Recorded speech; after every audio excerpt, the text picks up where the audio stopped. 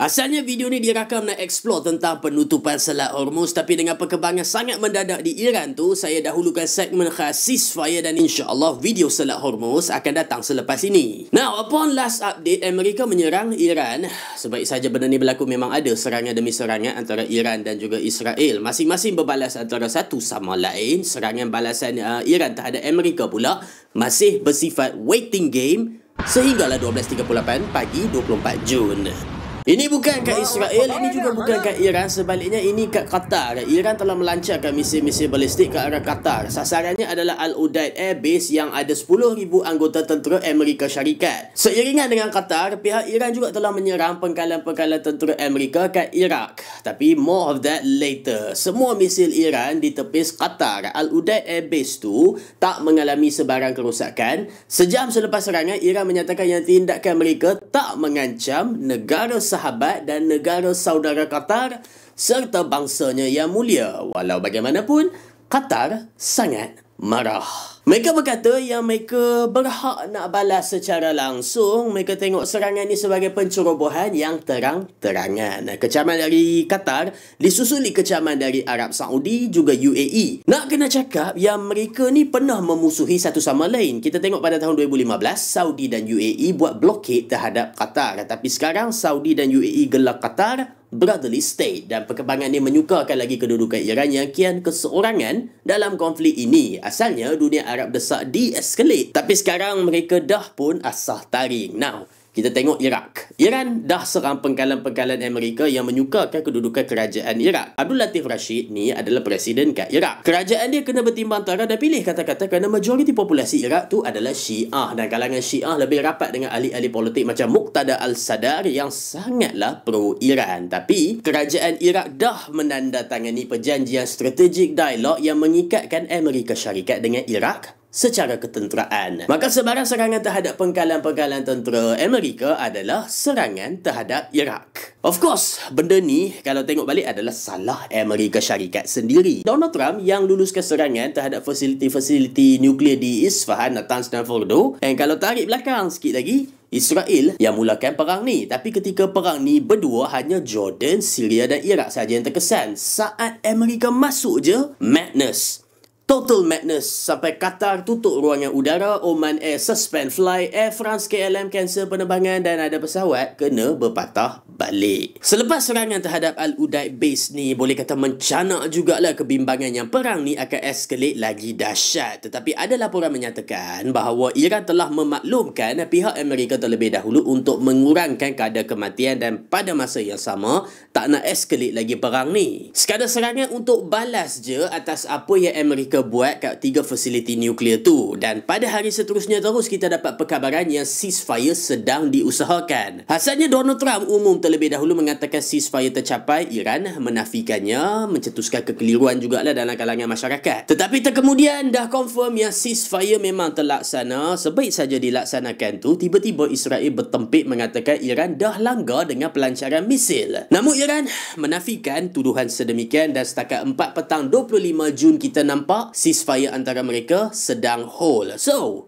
siapa pemenangnya? Itu persoalannya ramai tanya. Israel mendakwa mereka dah berjaya capai matlamat mereka. Fasiliti nuklear berjaya dibedil. Tetapi pakar bebas menoktahkannya Iran hanya terjejas dari segi keupayaan nuklear. Tetapi keupayaan tu masih ada. Bermakna Israel gagal capai matlamat secara hakikat. Dakwaan mereka sekadar bersifat politikal. Needless to say, kita memang sedia maklum yang mereka tak akan sama sekali berjaya capai matlamat mereka. Kita tengok Operation Rising Lion tu sendiri. Asalnya matlamat mereka tu hanya nak hentam fasiliti nuklear dan hentam ketua-ketua berkenaan termasuklah saintis. Tapi saban hari mereka hentam nadi gas, bangunan media, dan bila Iran buat serangan balas, mereka tiba-tiba nak buat regime change pula. Orang yang tak tahu matlamat tak akan berjaya mencapai matlamatnya tu. Mereka terlalu beremosi tanpa pandangan yang realistik, dan emosi tiada tempat dalam politik mahupun perang. Di sisi Iran pula tak adalah all square and perfect. Nak baiki fasiliti-fasiliti nuklear tu sangatlah sukar, sangatlah mahal. Penting nak cakap, sekarang baru ceasefire. Perang masih berterusan, cuma tergencat. Melalui gencatan ni, mereka kena buat perjanjian damai iaitu truce, yang mana Amerika Israel akan demand gila-gila. Dan tengok 12 hari ni betapa mereka keseorangan hadapi semua tanpa bantuan militaristik daripada sekutu macam Rusia misalnya. Situ je kita nampak dugaan mereka pada masa yang akan datang.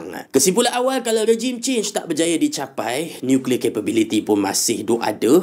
Matlamat apa yang Israel capai? Saintis boleh diganti. Ramai rakyat Iran tu belajar kat luar negara, belajar fizik. Saintis boleh diganti. Pemerintah masih ada. Jadi, matlamat apa yang dicapai tu? Malah kita spesifik kat regime change. Benar, rakyat Iran tak suka kat kerajaan mereka, tapi serangan ni dah berjaya menyatukan mereka. Israel nak rakyat Iran bangkit, menentang kerajaan mereka. Tapi lain pula jadinya. Beramai-ramai turun kat jalanan bersolidariti sama-sama menentang serangan Israel. Divide and conquer klasikal tu tak menjadi. Korang bayangkan tahun 2018-2022 rakyat Iran guna World Cup sebagai medan protes. Buka aurat habis nak bawa mesej sedunia. 2022 pun ada juga protes anti aurat ni. Tapi saat Israel serang, semua rakyat Iran bersatu menentang Israel. Makin diserang, makin dirapatnya di belakang Supreme Leader. Jangankan kat Iran je, kat dunia Arab pun backfire juga. Lebih-lebih lagi selepas Operation Midnight Hammer dilaksanakan, Israel cuba pamerkan dirinya sebagai pembela Sunni. That didn't work. Tak ada satu pun negara Arab yang sokong perang ni. Even Syria pun senyap sebab mereka dah teruk ditindas Bashar al-Assad yang dibela Iran. Pendek kata, backfire terhadap Israel kat Iran, backfire terhadap Israel kat Timur Tengah. Now, sesuatu negara tak akan kalah seandainya rakyat bersatu di belakang figura negara. Ambil contoh perang Afghanistan. Amerika masuk pada tahun 2001. Sekejap je Afghanistan bawah Taliban tu tewas. Taliban berundur jauh, dah pun dihentam kiri kanan, and then what happened?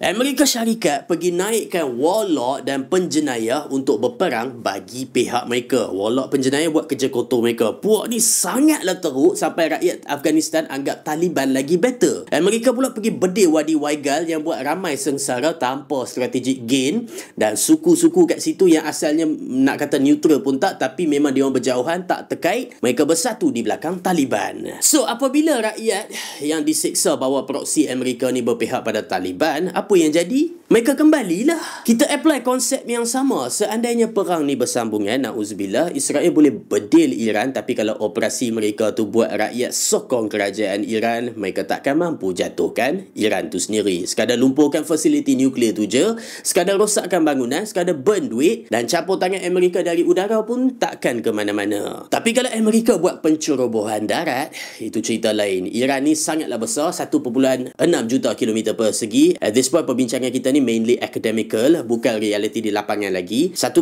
juta kilometer persegi itu besar. Gabung Sarawak, Sabah dan Kalimantan Darat 2 pun Iran masih besar. Gabungkan Semenanjung dan Sumatera, include sekali Selat Melaka tu sekali, daratkan dengan 2 pun Iran masih lagi besar. Dan besarnya tu bukannya tanah rata macam padang bola, sana sini bergunung ganang. Secara geografik ini memang mimpi ngeri terhadap musuh dari segi logistik. Nak hantar bekalan minyak, makanan, peluru, sangatlah nightmarish. Tiada siapa lagi faham pasal Iran berbanding tentera mereka sendiri. Mereka ni bukan macam tentera Saddam Hussein yang dah pun terhakis kerana Gulf War. Tentera darat Iran ni berstruktur dan besar. Mereka cekap dalam asymmetric warfare. Iran takkan serang Amerika head on. Mereka akan cari titik-titik kelemahan untuk exploit. Bleed them slow and they will lose. Mudah-mudahan perang ni tak berterusan kerana makhluk-makhluk politik kat Tel Aviv tu yang kemaruk, tapi satu dunia pula kena tanggung. Tapi apa-apa pun, jemput subscribe untuk tak miss video Selat Hormuz.